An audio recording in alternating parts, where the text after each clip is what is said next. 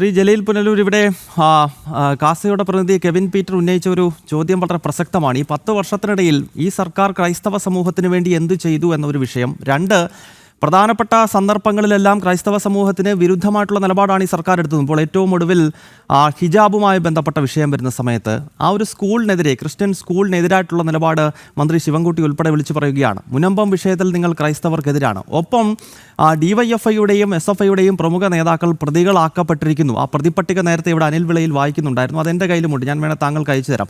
അപ്പോൾ ഈ ഘട്ടത്തിലും താങ്കൾ ആ വിഷയത്തിൽ കൃത്യമായൊരു മറുപടി നൽകുന്നില്ലെന്ന് മാത്രമല്ല, കെവിൻ പീറ്റർ ഉന്നയിച്ച ചോദ്യത്തിനുള്ള മറുപടി കൂടി വേണം. ഈ സർക്കാർ ഏതൊക്കെ വിഷയങ്ങളിൽ ക്രൈസ്തവ സമൂഹത്തിനൊപ്പം നിന്നു? അല്ല, ഈ കേരളത്തിലെ ക്രിസ്ത്യാനികൾക്ക് വേണ്ടി കഴിഞ്ഞ 10 വർഷക്കാലമായി ഇടതുപക്ഷ സർക്കാർ എന്തു ചെയ്തു എന്ന് ചോദ്യം ചോദിക്കേണ്ടത് ക്രിസ്തീയ സമൂഹത്തിന്റെ പ്രതിനിധികളും അതിന് മറുപടി പറയേണ്ടത് സർക്കാരും ഒക്കെയാണ്. ഇത് ഈ കാസ എന്ന് പറയുന്ന സാധനത്തിനെയൊക്കെ ക്രിസ്ത്യാനികളുടെ പൊതുശബ്ദമായിട്ട് ആരാ പറഞ്ഞത്?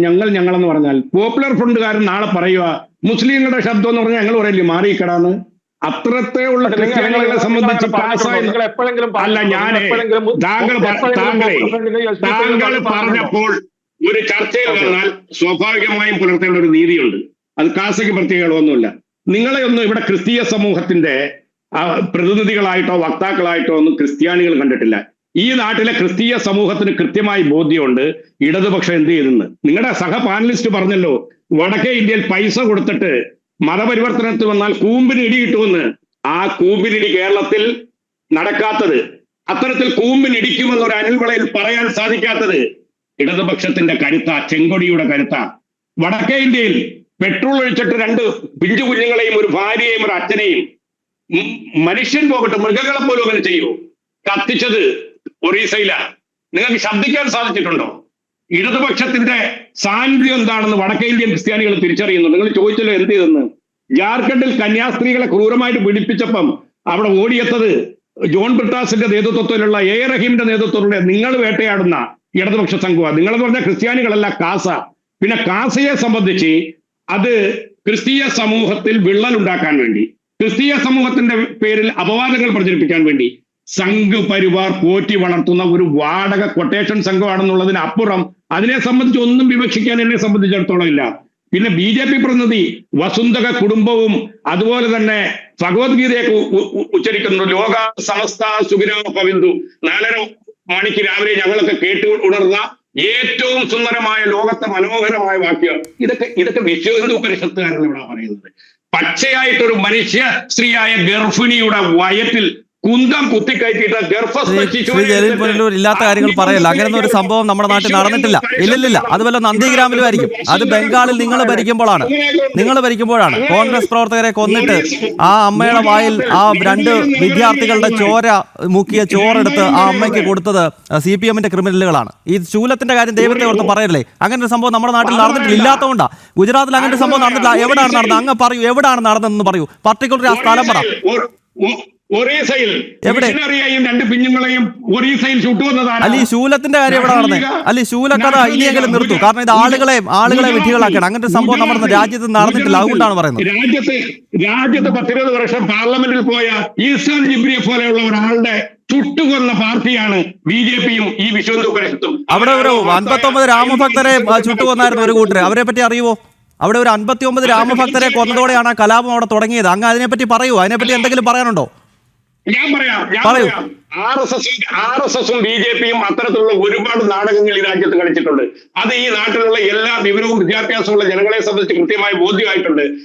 വിദ്യാഭ്യാസത്തിലും സാക്ഷരതയിലും മുന്നിൽ നിൽക്കുന്ന താങ്കളും ഞാനും അടക്കമുള്ള കേരളീയ സമൂഹത്തിൽ കുത്തിയിരുന്ന് വിലപിക്കാനല്ലാതെ BJPക്ക് ഒരു അടി മുന്നോട്ട് പോകാൻ സാധിച്ചിട്ടില്ല. ജലീൽ പുനലൂർ, അതൊക്കെ നമ്മുടെ രാജ്യത്ത് നടന്ന വർഗീയ കലാപങ്ങളാണ്. അത് നിങ്ങൾ ഈ പറയുന്ന കേരളത്തിൽ നടന്നിട്ടുണ്ടോ? മാറാട് കലാപം അങ്ങേക്ക് അറിയില്ലേ? മാറാട് 8 ഹിന്ദു വിഭാഗത്തിൽപ്പെടുന്ന ആളുകളെ വെട്ടി അരിഞ്ഞവിടെ ഇട്ടില്ലേ NDFന്റെ തീവ്രവാദികൾ. അപ്പൊ കേരളത്തിൽ കലാപം ഇല്ലെന്നൊക്കെ നിങ്ങൾ എന്താണ് ഈ പറയുന്നത്? പൂന്തുറയിൽ കലാപം നടന്നിട്ടില്ലേ? തലശ്ശേരിയിൽ കലാപം നടന്നിട്ടില്ലേ? കേരളത്തിലെ കലാപത്തിന്റെ ചരിത്രം വേണോ?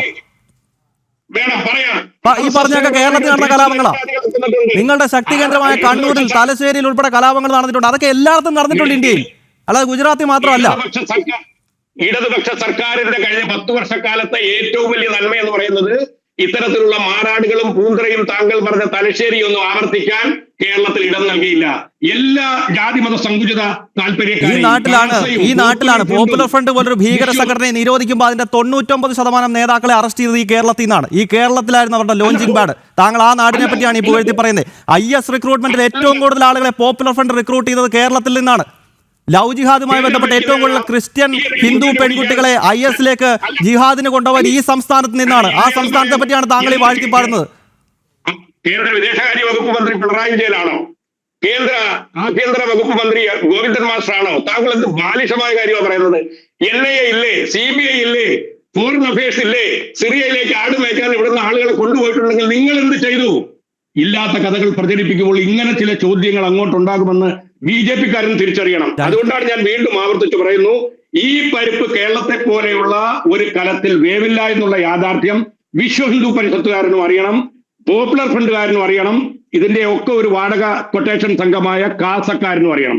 കേരളത്തിൽ രാഷ്ട്രീയപരമായിട്ട് കോൺഗ്രസും UDF-ഉം LDF-ഉം ഈ 10 വർഷം ക്രൈസ്തവർക്ക് വേണ്ടി ചെയ്ത കാര്യങ്ങൾ പറയൂ. അതാണ് ചോദ്യം. അതാണ് നമ്മൾ ഈ വിഷയത്തിൽ നിന്ന് മാറിപ്പോവാണ്. അല്ല, അതിനെ സംബന്ധിച്ച് ഈ നാട്ടിലെ ക്രിസ്തീയ സമൂഹത്തിന് കൃത്യമായ ബോധ്യമുണ്ട്. അവരുടെ വിദ്യാഭ്യാസ രംഗത്തുണ്ടായ മുന്നേറ്റം, അവരുടെ സാമൂഹ്യ രംഗത്തുണ്ടായ മുന്നേറ്റം, ഇതൊക്കെ കേരളത്തിലെ ഇടതുപക്ഷ സർക്കാർ എന്തു ചെയ്തു? മതം നോക്കിയൊന്നും ഇടതുപക്ഷം ചെയ്യാറില്ല. ഈ നാട്ടിലെ മലയാളിക്ക് വേണ്ടി ക്രിസ്ത്യാനിയും മുസ്ലിമുമാണ് മഞ്ചേശ്വരം മുതൽ നെയ്യാറ്റിൻകര വരെ 6 വരി പാതയിൽ വരാൻ പോകുന്നത്. അറിയുമോ നിങ്ങൾക്ക്? 45 വർഷമായി തടഞ്ഞിട്ട ഒരു പദ്ധതിയാണ് ഗെയിൽ പൈപ്പ് ലൈൻ. ഇടതുപക്ഷ സർക്കാരിന്റെ സംഭാവനയാണ് അത്. കൊച്ചിയിലുള്ള ക്രിസ്ത്യാനിക്കും മട്ടാഞ്ചേരിയിലുള്ള മുസ്ലിമിനും ഒക്കെ അത് ബാധകമാണ്. നാടിന്റെ പൊതുവികസനത്തിന് മുൻതൂക്കം നൽകിയ ഒരു സർക്കാരാണ് കേരളം ഭരിക്കുന്നത്. ഞാൻ അടുത്ത ഘട്ടത്തിൽ അങ്ങയിലേക്ക് തീർച്ചയായിട്ടും എത്താം.